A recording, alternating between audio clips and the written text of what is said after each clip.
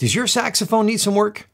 Let's find out. In today's video, I'm going to show you some things you could look out for yourself on your own instrument to determine whether or not you need to go visit the repair technician. While hanging out with my friend Bob Reynolds last week, we got to talking about gear and at what point the condition of our equipment begins to adversely affect our playing. You know, you don't notice gradually if it's not a major problem, just things deteriorate on a slow and gradual basis, so you're not really aware of it. When we get there, can I look at your horn real quick? I'm going to point out a few typical problems that I found on Bob's horn that many of you watching may have right now on your own saxophones. If any of you are overdue for the repair shop, let us know in the comments below what repairs you need to get done.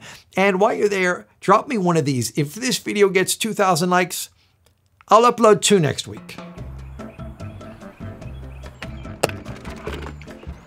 Just gonna do a quick, I took a look at Bob's horn because he told me he was having trouble with his low B. Now, I used to work as a repair technician, and I still do my own horns and the occasional quick job for friends, but I'm no longer doing repairs, so don't ask. I remember going to take my saxophone into Emilio Lyons in Boston, who was the last person to overhaul my tenor. And I still have some of his pads. Green I have green pads. Yeah. You got green. I got the color right. They're not always green. Sometimes they're red. Yeah, he did a few different colors. I don't even know if I want to say this because it date myself, but yeah, from like the 90s. Late 90s, like 98 or something. When I was in New York, cats would always come in with their horns from Emilio. And yeah, this pad needs to change. Look at that, man. You gotta change that pad. Oh wow, yeah. Look at that. That's you can't play B. Why you wonder why you can't play yeah, B? Maybe it's not my mouthpiece. Maybe it's that. I just literally recorded my newest album on that mess last week. This one is obvious. Take your horn out and visually inspect all of the pads. If you've got anywhere the leather is torn or there's a rip, you're gonna have to get that changed. When your pad closes on the tone hole, it needs to make as close to a perfect seal as possible, and a torn pad is just not going to get the job done. I'm so gun shy about repairmen though, because I've had multiple bad experiences where, you know, it's like a dentist. You go in and every repairman will say, will just kind of poop on whatever the person before them did. This is something just about every repair technician is guilty of, myself included. Have you ever taken your saxophone to a new repair shop and while they're looking it over, they just keep telling you how badly the last guy messed it up? It's not good. Who the hell changed these pads?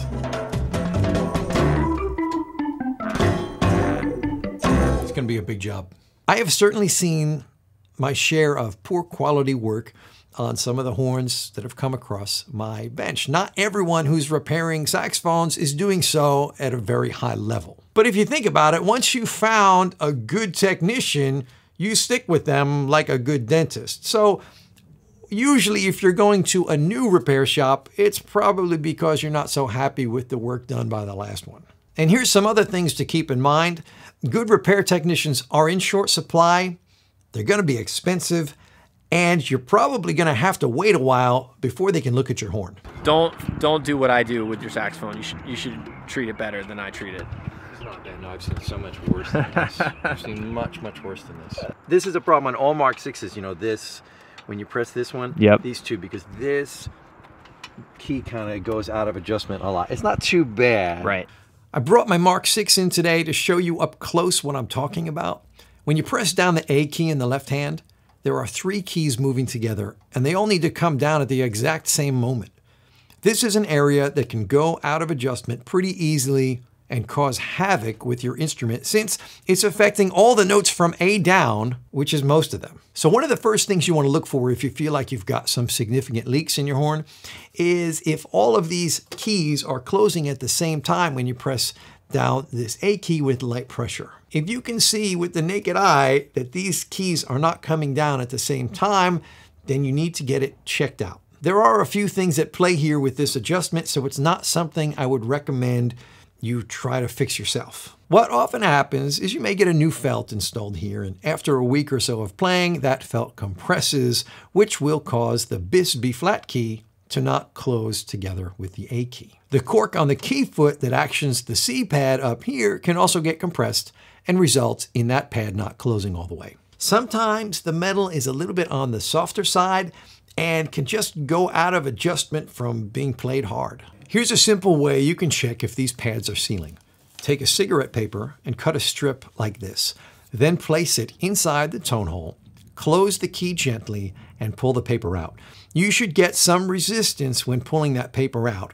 And you can move this all around the pad cup to see if the resistance is consistent everywhere. What you'll find a lot of the time is that one of these keys closes a little bit better than the other one. This is a simple adjustment and fix for any repair technician, and it's one of the first places we're going to look when we're checking out your horn. Oh, but then if we get into this yeah, stuff, that's what I'm saying. There's like wiggle. So this needs to be swedged, okay?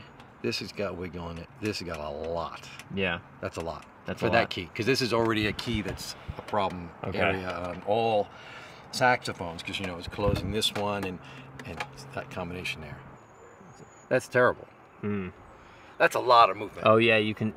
And this is like lateral movement, but it's also, you know, it's moving in two dimensions, not just side to side, but like that. This is something that is overlooked way too often by repair technicians, unfortunately. Changing a pad on a key that has a lot of mechanical play in it is a waste. That pad is never going to seat properly, and it's always going to leak. The only way to get a pad to seal properly on a tone hole is, number one, you've got to have a good quality professional pad. It's got to go into a key cup that is flat. It's got to come down on a tone hole that is perfectly leveled, and the key has to move and hinge without any extra movement side to side or like this. What this horn needs is a proper overhaul, where you do all the key mechanisms. Right. And then once the mechanisms are perfect, and then you do the pads. Some repair shops say they're going to do an overhaul, but what they're really doing is just a repad. A repad is when you change all the pads in a saxophone, while an overhaul is something entirely different. An overhaul, you're going to do all the necessary body work, fix any solderings that need attention. You're going to make sure all the tone holes are level. You're going to clean every part of the saxophone inside and out so there's no odors or any who knows what growing on it. Then you're going to remove all of the mechanical play in all the keys and get everything mechanically as perfect as possible. Then you change the pads and the corks and the felts, and then there's a whole process of setting it up, getting all of the combinations working just right, getting the key heights just right, and playing it in a little bit so that everything settles, and when it goes back to the customer, it's really supposed to be as good or better than new. It's a big, expensive job that takes a long time. Now, to be fair to whoever did the repairs on Bob's horn in the recent past, Bob may not have been able to leave it with them the necessary amount of time for them to get to all those things. But mechanical play in the keys can be corrected without doing a full overhaul. In the past, for clients who may not have had the money to get a full overhaul or the time to leave the horn with me for a week or more, what I've done is just do one hand at a time. So I would, for example, take Bob's saxophone and take all the keys off the right hand, correct all the mechanical play so everything's moving as it should, then replace all the pads and corks and felts. Then on a future visit, Bob could come in and I would do the same thing with the left hand. And already with those two visits, you've got the most important parts of the saxophone well sorted out. On a third visit, I could take the play out of all the palm keys, replace those pads, and address any other issues that needed to be checked out. Ideally, on an old horn like that, you would want to get a proper overhaul done, but there are alternatives in case you don't have the time or the money all at once. I've had a few different repair people say kind of put me off the overhaul thing. They're like, I think you should wait a little, because everybody's like, once you do it, it changes everything so much. Everybody seemed to be a little reluctant to. Yeah, it changes everything by making it a lot better. If the end result of a full overhaul on your saxophone isn't a significant improvement in how the instrument plays, then you're doing it wrong. One area that can make a noticeable difference when you get the horn back from an overhaul is the key heights. Some players like their keys to open a little bit more than, the factory default opening. So if you have a preference for your key heights, you could just talk to whoever's doing the overhaul and say, listen, when I get this horn back, I want those keys to be opening the same amount because I want it to feel the same when I get it back. Do you have a end plug? Uh-uh. Oh, wait. Don't even tell me you don't have an end plug. Why? What is that for? You don't have an end plug, Bob. Oh, my. Well, there's plenty of space up here. We don't want that space. Why? Okay, Rulon, send Bob Reynolds one of the new caps now. Oh, he might have, the guy who does this? Yeah. I think he did send me something. And maybe he sent me an end cap. A gap cap? Yeah, maybe. I don't know. Because, I mean, this is a good case, so it's not a big problem. It's not moving but around. You don't, well, it does. It does.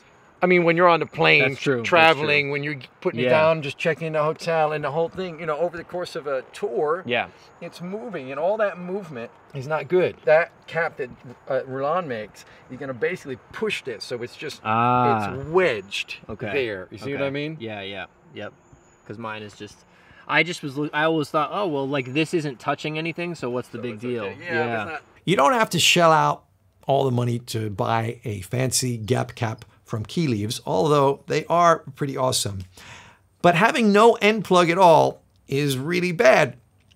If your horn falls while it's in the case, which happens from time to everybody, right? It's gonna move on the impact quite a lot. And the more it moves, the worse it is for potential damage. Think of a car accident with a very loose seatbelt. I wanna thank Bob Reynolds for being such a good sport and allowing me to make an example of his saxophone. To be clear, Bob's horn is in much better condition than those of many other professional sax players out there. Make sure you hit the like button if you've watched this video up to this point, and get yourself subscribed if you aren't already. At 200,000 subscribers, I'm gonna do something cool, but I'm not sure what yet, so leave suggestions in the comments. What should I do at 200,000 subscribers? Thanks for watching, and hopefully see you next week with 2 videos. Where did there was a little flag on the GPS. Flag. I think on the 3rd time you pass it, it goes They're like, we give up. What do you want to do? We told you where to go.